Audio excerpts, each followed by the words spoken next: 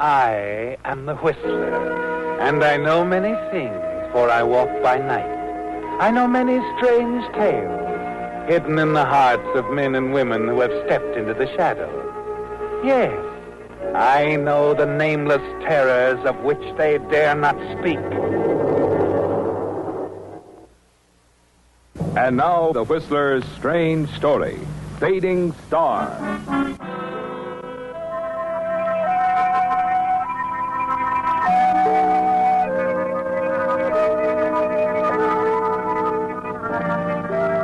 At 43, Don Carlton knew his popularity as a romantic motion picture star was waning, that he was on the way out. He knew that he must do something spectacular, ensuring national publicity and a sympathetic reaction by the public. So you decide on marriage, don't you, Don? Marriage to lovely young Dulcie Winslow, whom you're certain will soon be a top star. You're equally certain that marriage to Dulcie will be a great boon to your box office value. You decide to begin your campaign immediately, to spend the next 4 weeks in romantic courtship. Dulcie's already fond of you and grateful to you. You helped her to her first part, introduced her to the right people. And now, enjoying a leisurely breakfast in your own apartment, you smile as you recall her affectionate attitude of the evening before, when you took her to dinner to celebrate the final day of shooting of her first big part in a major picture. You're still smiling as you enjoy your final sip of coffee. Hello? Don? Dulcie, darling. I'm just finishing breakfast. I just got a couple of minutes between some publicity shots, but I forgot to tell you something last night. Oh, really? What? Jack Webster's throwing a party for the whole cast this evening in the commissary. He told me to be sure and ask you to come. Well, but I wasn't in the cast. I know, but Jack wants you to come anyway. So do I. Well, in that case, I'll be there. I'll be watching for you. Bye for now.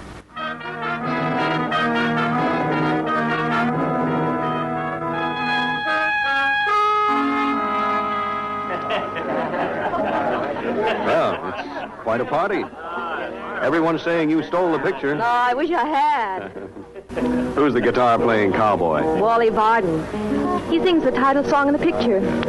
Easy on the eyes, isn't he? Yes, he is. He's got a nice voice. I have an idea this picture will be a big break for him. Really? Mm-hmm. Come on. I'll make him sing for you. Oh, no, Dulcie, please. I'll take your word for it.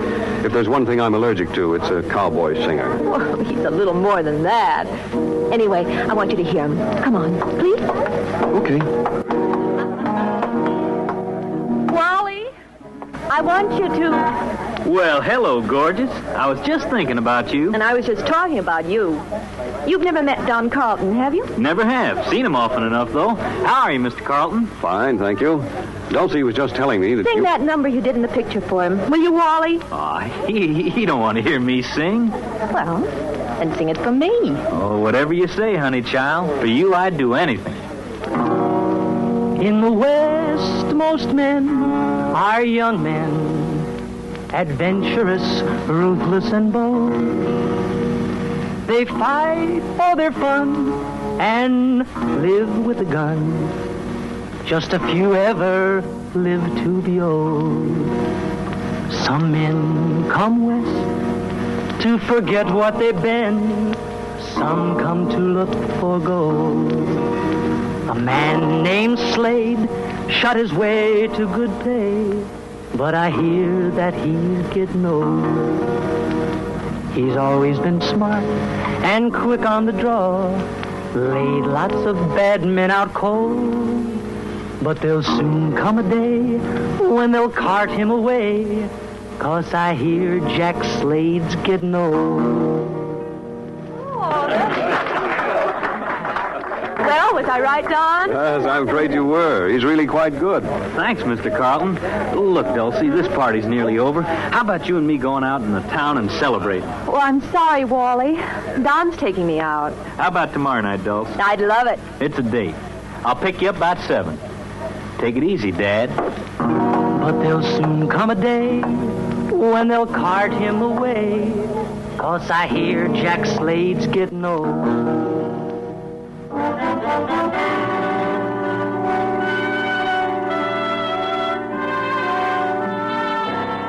Wally Varden's needling you about your age was a jolt, wasn't it, Don? Dulcie's obvious interest in him jolts you even more. In the days that follow, Dulcie often speaks of dates with Wally, and you'd like to settle things with her right now, but something tells you the ideal moment for your proposal is days, if not weeks away. You wish you could find some way to break up their friendship. And a week later, at a party in the home of producer Jack Webster, an unexpected opportunity presents itself. Just before Martha South, famous singing star of Edco Films, takes her position at the piano to play her own accompaniment for some of her old favorites, you see her remove one of her famous diamond rings, wrap it in one of her gloves, and place it on a chair beside her fur coat. As the 40 or more guests, spellbound by her charm, edge ever closer to the piano, it's a simple matter for you to remove the ring, unobtrusively cross the room to the side of Wally Varden, and drop it into the side pocket of his coat, and then drift quietly into the group. When Martha takes her final bow, things work out exactly as you had planned. Just wonderful, my dear. Oh, good heavens, my ring! My ring! Huh? What about it, Martha? My ring's gone. Just before I went to the piano, I put it inside my glove. And it's not there. The glove is empty. Oh, you must have dropped it, dear. Oh, it isn't on the floor. Anyway, it couldn't have fallen out of my glove. I hate to be nasty, but I'm afraid someone has taken it. Oh, come now, Martha. This could easily be a gag. Oh, now, come on. Whoever has it, speak up. I'm afraid it wasn't a gag, Don. I'm sorry, my friends, but you leave me no choice. I must phone the police. I must ask all of you to remain in this room until the police get here. Mr. Webster, I'm sorry, but I just can't stay. I told you that when you invited me. I'd have to leave early. Don't you remember? I'm booked to open at the Quadrangle Club tonight. I'm due on stage in 40 minutes. Sorry, Wally, but I can't make any exceptions. You'll have to wait like everyone else.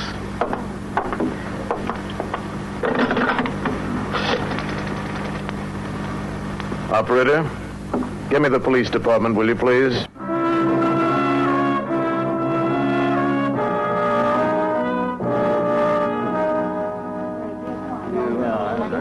Well, Mr. Webster, we've got our man. You sure, Lieutenant? I don't see how we could be any more sure this young fella had the ring in his coat pocket. Wally, no! I didn't steal it. Somebody else did, then dropped it in my pocket. I don't know why, but they did. Oh, but why, Wally? What could they hope to accomplish? I don't know. Maybe they got scared, changed their mind. All I know is that I didn't steal that ring.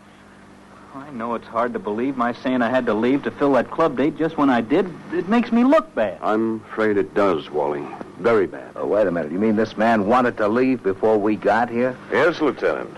Said he was due on stage at the Quadrangle Club. I am. You better get your hat, Varden. Things worked out even better than you'd hoped, didn't they, Don? Suddenly you get another idea, one you're certain will endear you to Dulcie forever. As Wally and the police lieutenant start toward the door... Just a minute, Lieutenant. For you too, Jack. Let's not act too hastily. Now, this young man could be telling the truth. I believe he is. I'm sure he is.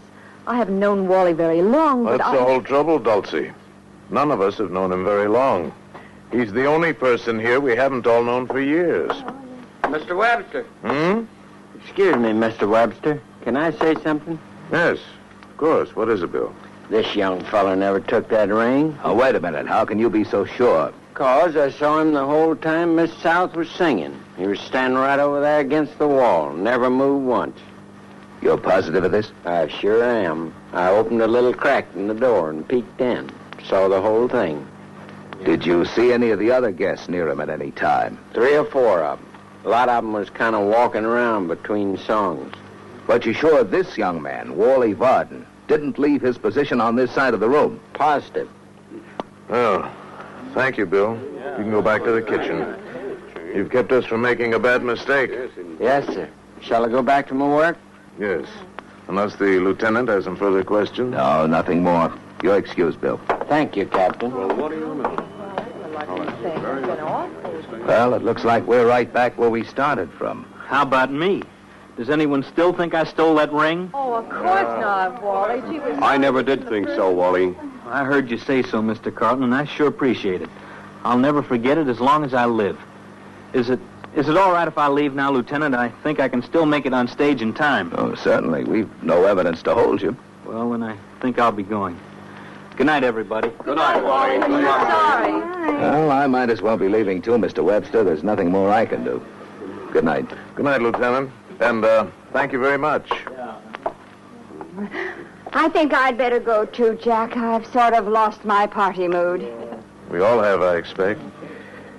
Well, we'll start over some other night real soon. Shall we? Sure, Jack. It's a good idea. Good night. Can I drop you off at your place, Dulcie? You surely can. Come up for a nightcap if you have time. I want to talk to you, Don.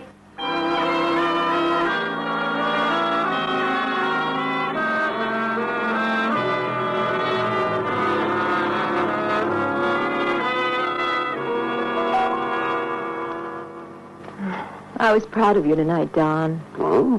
What do you mean? The way you stood up for Wally when they found that ring in his pocket. Oh, that.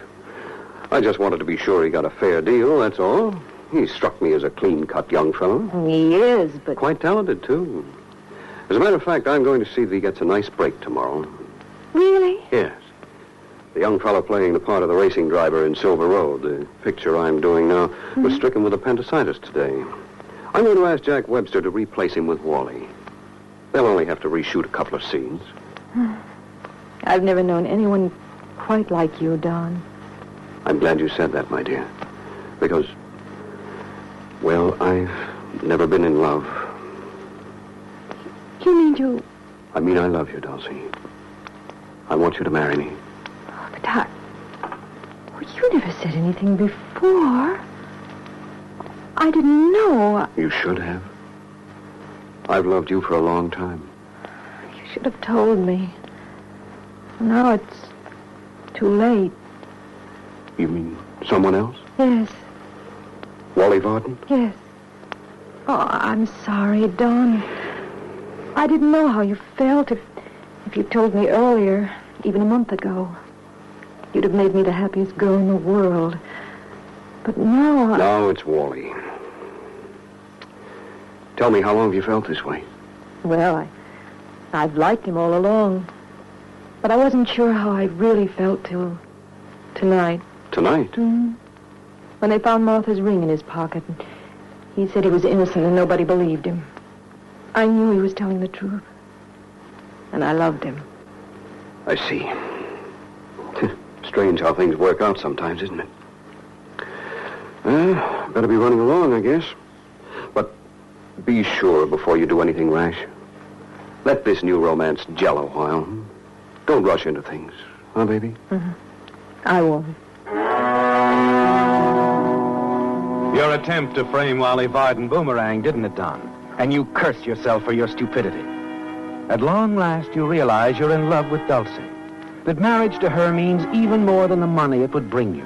Though that's still important, too, isn't it? And you're sure you can still win her if you can just eliminate Wally some way. Anyway, your jealousy toward him has turned into a murderous hate, hasn't it? And time is now a vital factor, isn't it? Even though Dulcie assured you she wouldn't rush into things, you learned long ago that women often change their minds. And whatever you do, you must do before Dulcie decides the time has come to marry Wally Varden. A few evenings later, in the living room of Jack Webster's, you're certain you see a sure and simple solution. Don, this is going to be the greatest chase you ever saw. Now, you'll be chasing Wally along that cliff road where we shot those scenes from the big car a couple of years ago. You remember the spot, don't you? Oh, sure. I've passed it 100 times since. I know every foot of it. Then you won't have any trouble finding it. I'll change the shooting schedule so you and Wally can drive up tomorrow, okay? Sure. Fine. That's good. We can use a couple of foreign cars, convertibles. Now, that stretch of road's pretty dangerous. It'll be a cinch. I know every turn. You'll have a few hours tomorrow afternoon for some trial runs. That's why I'm sending you up early. Good. We'll be able to run it blindfolded, huh, Wally? If you say so. I'll have the cars checked from A to Z tomorrow morning. Put on special tires and tubes. You and Wally can pick up the cars any time after 11 tomorrow. 11:30 okay with you, Wally? Sure, fine. I'll bring the crew up early next morning. We'll be set to shoot at 9. You'll be there at 8 and use the trailer for a dressing room. 8 it is. Oh, you better stay at that little place we stayed in last time, the Casa Lodge. I might want to get in touch with you.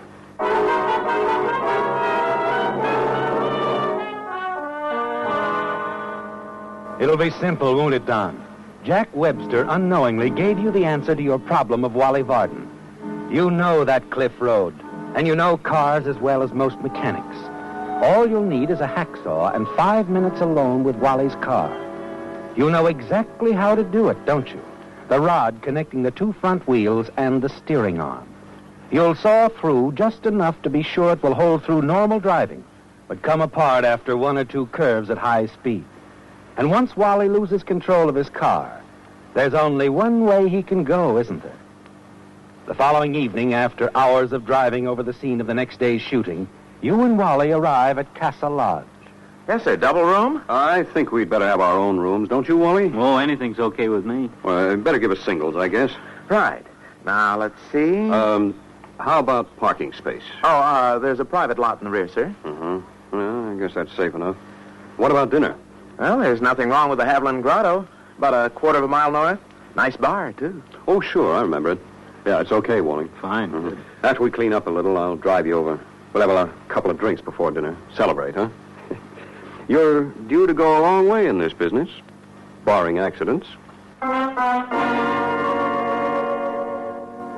But accidents happen, don't they, Don? And when you and Wally return to Casa Lodge at a little after 11, the accident you've planned has driven everything else from your mind, hasn't it? After a few minutes of idle chatter and a cigarette in the now deserted lobby, Wally yawns, says good night, and goes to his room. A few minutes later, you return to your own room, where you soon put out your lights and wait nervously in the darkness until nearly 2 a.m. Then you quietly leave your room and use the rear entrance of the lodge. Start towards your car parked right next to Wally. The cat, for a moment, panic seizes you. You stand frozen with fear for several seconds and then return to the rear entrance of the lodge. When minutes of silence finally convince you no one was awakened by the noise, you decide to go through with your plan and walk rapidly to the rear of your car. And just as you're about to lift the lid of the turtle deck... Get away from that car. Well, Wally. Oh, it's you, Don. Yes. What are you doing out here? Well, something woke me up a few minutes ago. I happened to look out the window, saw a guy walking towards the cars, and figured he might be an auto thief. I didn't know it was you. What's wrong? Nothing. Something woke me up, too. I got a crazy hunch somebody was after the cars, so I came out to take a look. Well, I'm going back to the hay. You'd better do the same thing. We only got a couple more hours. No, I'm going to stay up, Wally. I couldn't sleep anyway. All I do is toss around and worry about the cars. Not me. I'm catching some more shut-eye. You know what I think I'll do? Run these hacks around for a few miles. I've got a feeling about them. I think you're nuts, but it's okay with me. Here's the keys to mine. Thanks. I'll see you about 6:30, huh? Yeah, sure.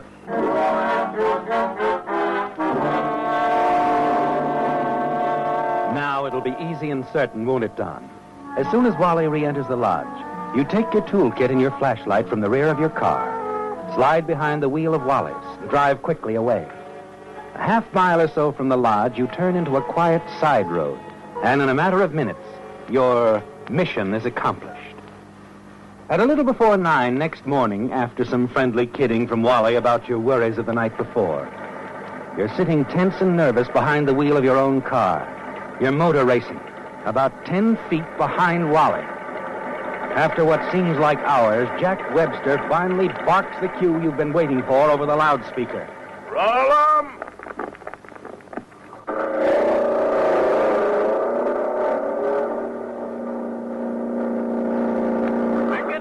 Pick it up!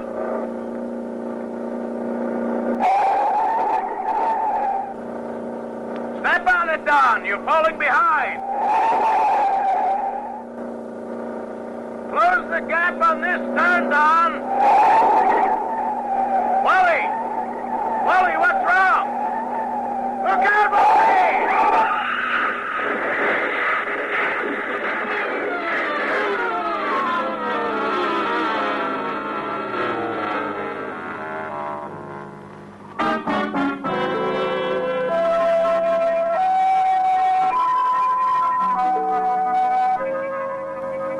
The curious crowd at the base of the cliff, where an unexpected tragedy had ended the filming of an exciting motion picture sequence and the life of a gifted actor, pushed forward to listen as the highway patrolman questioned a more fortunate actor who had miraculously escaped a similar fate.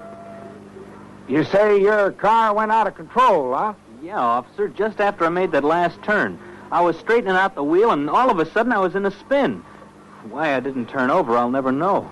What I'll never know is how you kept from going over that cliff. Probably the rod connecting the two front wheels and the steering arm. When it breaks, it often causes a spin. Well, I would have it that, I guess, if Don Carlton hadn't sideswiped me when he tried to pass me while I was spinning.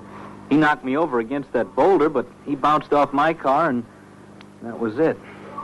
Greatest guy I ever knew, too. That's too bad, but these things happen, you know. Don't let it get you down, son. Just remember your own good luck. I do, but, well, Don Carlton was such a great guy to me. I'll never forget how he spoke up for me at a party a couple of months ago when everybody else figured I was a thief. He got me my part in this picture. Don helped my wife a lot, too. Your wife? Since when? Since Tuesday, Mr. Webster. You weren't shooting any of my stuff that day, so we drove down to Mexico and tied the knot. We were keeping it a secret, but from now on, I want everybody to know about it. Maybe you've seen my wife on the screen, officer. Her stage name is Dulcie Winslow.